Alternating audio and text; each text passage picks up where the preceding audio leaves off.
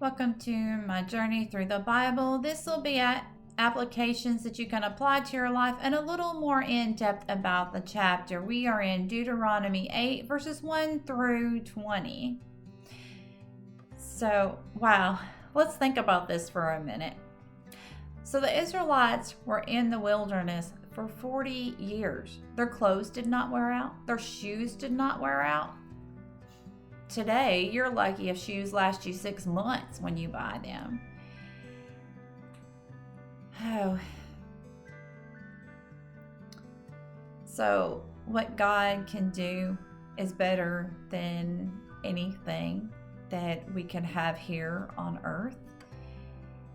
And we are to remember His commandments. We are to humble ourselves. We are to pray and be thankful to God, because all that we have is because God has blessed us with it. God gave it, and He can take it away. I hear parents make this comment: I brought you into this world, I can take you out of this world. And I know it's just something kind of funny that people say, but with God, it's true. And man does not live by bread alone, but by the word of God. And this is in Matthew 4:4. Jesus said this to Satan when he was tempting him after he had fasted for 40 days and 40 nights. When we're down and out, when we are in the valley, when our life is nothing but one big mess, we can cry out to God, and God will hear us. And God will reach down and He will pull us out of the mess that we've made. He will put us on higher ground.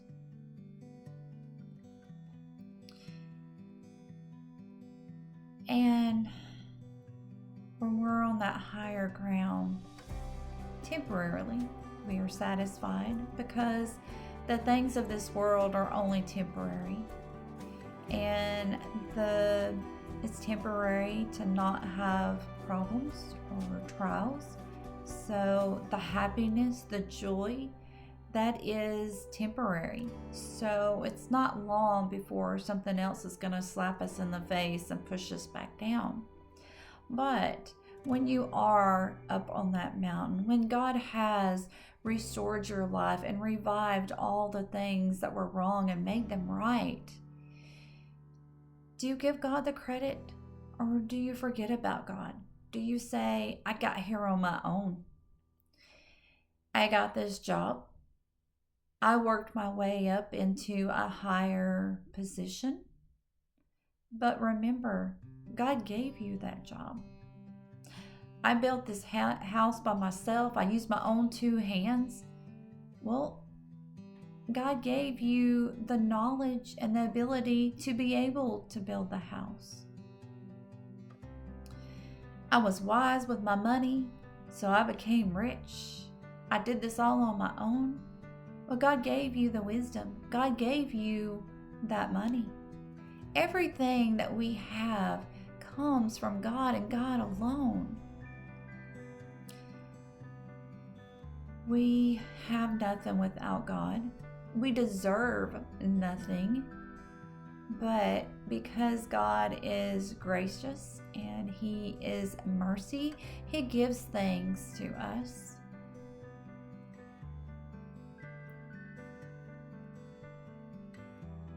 And God has set us free from sin. God has sent His Son to die so that we could live, so that we could be forgiven, so that we could have a relationship with God. And then why would we want to take credit for that? Why would we want to say that we did this all on our own? No one helped us. I climbed to the top of the ladder on my own. Well, this is all wrong. All wrong. And of course, in the day that we forget that it was God that blessed us, with all the things that we have, then we will destroy ourselves, because we have no rules, we have no laws, we have no path, we have no compass. And we're nothing without God. But with God, we're everything. We can have everything with God. And not because of us, but because of Him, because who He is and what He does and what He has done for us and what He will do for us. And we need to remember all that He has done and where He has brought us out of our past, out of our sin, out of our shame. And then we need to be committed to God. We need to pray and be thankful and remember that He is the one that provides for us. He is the one that protects us. And remember, the most valuable thing that we will ever have is our relationship with God, and it was given to us freely. May God be with you in everything and in every way.